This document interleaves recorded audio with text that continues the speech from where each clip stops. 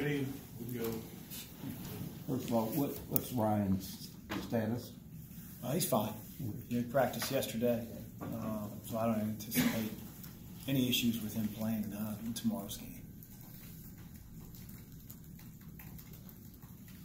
Last time you went into a game where a team wasn't ranked or considered a title contender was Pittsburgh, and obviously didn't do well. Are you confident the team learned its lesson from that game, or how do you assess that? I think every road trip is a unique experience. I mean, it's hard to win on the road.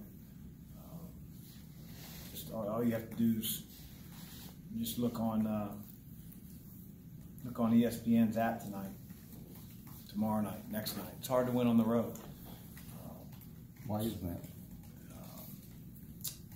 Team usually has a lot more confidence when they're playing in front of their home crowd. And you just have to be the same team when you go on the road. You have to be the same team you are in the practice facility. You have to be the same team that your teammates depend on. You got to be able to run good offense, not turn the ball over. It's just a fact in college basketball. More teams win at home than on the road. So, we know every night in this league is a tough experience, and I hope every game that we play, home or away, we continue to learn from one another and get better in areas that we need to. Georgia Tech known for their defense, and they switch schemes a lot. Can you explain a little bit about how they usually run things? Yeah, I mean, they try to confuse you. They'll bounce back between man and zone. Their zone is more extended in the half court. They do a really good job of shielding, your looks below the foul line, whether that's, at the logo, which, a lot of teams want to get the ball in that area of most zones, but that's something they do a great job of taking away. They protect the rim with a really good shot blocker, very similar to Baylor in the years that Coach Drew has sort of run the same zone. So, we're going to have to attack it. We're going to have to do that without turning the ball over. It'd be nice if we made some shots. We're going to have to offensive rebound. They're going to have 3 or 4 players above the foul line at times. Then we've got to be able to penalize them on the glass. So it's a challenge, and Josh does a really good job with his team and the guys that they have in making that defense work. You're talking to your team about the next game, Chris. Do you ever point out, for instance, Georgia Tech held Virginia Tech to its lowest point total this season? They go to Syracuse and beat a home team by 13 points. Our guys, they're invested in the success of our team, and we don't just live in a bubble. Our guys, they follow college basketball, maybe not as closely as the coaches, especially when you start to get into the analytics and why things happen and tempo and pace and percentages. But they understand. They know who's playing who in the ACC and how teams are doing. My concern isn't all the games that are played outside of ours. It's ours, and making sure that our team, is at its best on both ends of the floor. Chris, there's been a few times in the last couple of weeks where you guys will fall down double digits. More times than not, you guys work your way back into the game. Can you kind of put your finger on what's happening in those stretches? Quan said you guys have been working on that in practice. Well, I thought against, if you go back to our first ACC game, Miami, I didn't think we played very well. I thought against Boston College, offensively, we missed a lot of shots. And I thought maybe for the first time in, a 5-6 minute period at home, we couldn't get any offensive rebounds either. And I don't think it was for lack of effort. I think our team has been a really good offensive rebounding team over the last 7 or 8 games. We missed some shots. It started to affect our defense a little bit. And I think Quan, really got the energy rolling when he got that steal, when they tried to hand off to Bowman right in front of our bench. And, it resulted, I think, in Jordan getting the layup at the other end of the floor. And, again, for us, we have to get it done on the defensive end, play with a ton of energy, And a lot of teams struggle when they go scoreless over a long period of time to maintain that edge and intensity. Special teams do that. And we're not there yet. We're trying to get there. We're not quite there. But I didn't think our start against Boston College had anything to do with not being ready to play. You mentioned Quan. What does he bring for you guys defensively? What's he been doing so well? He moves his feet incredibly well. For his whole career, he's gone through experiences of seeing different systems of play, all the different actions that we see, from flex to ball screens to 3 out, 2 in to 4 out, 1 in. Not to mention he's guarded his share of really good players. Some bigger, some smaller, some quicker, some stronger. And he takes a ton of pride in it.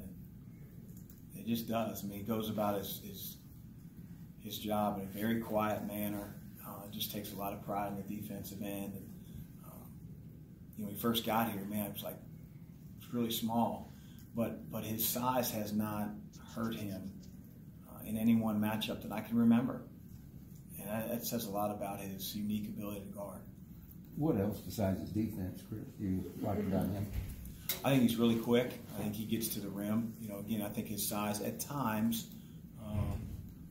hurts him finishing at this level because he's going against 6'10", 6'11" in the post, as opposed to maybe 6'8" in years past. But he has a burst about him. I think he's really good in the open court. I think he also turns defense into offense for our team.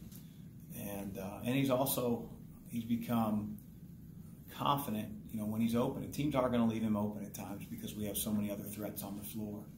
We want him to shoot. He made a couple threes the other night. We took good ones.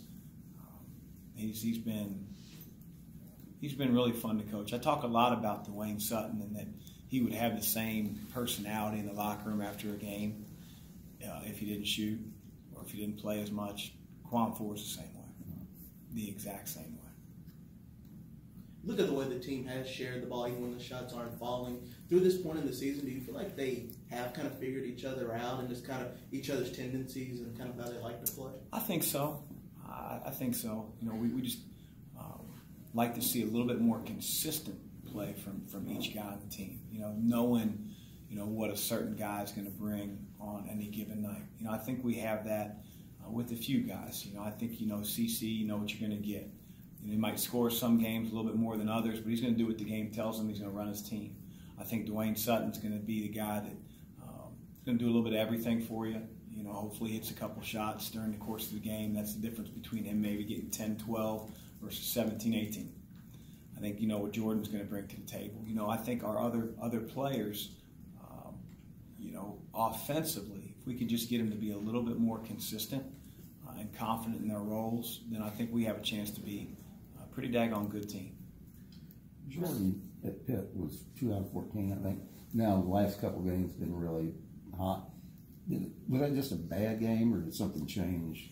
It wasn't a great game for him, but I think you have to take a little ownership of maybe why he didn't shoot well or play well.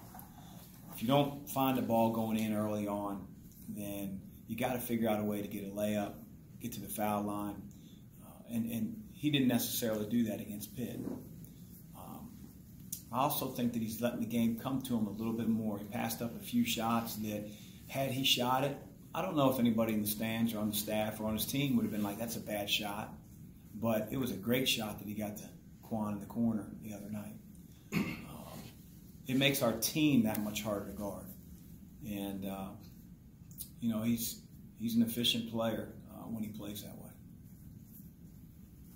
Kristen had never made, I think it was like 20 or 21 threes in a season before he came here. He's already at 19 with half the season left. Why is he, and he's shooting like 46 or 47%.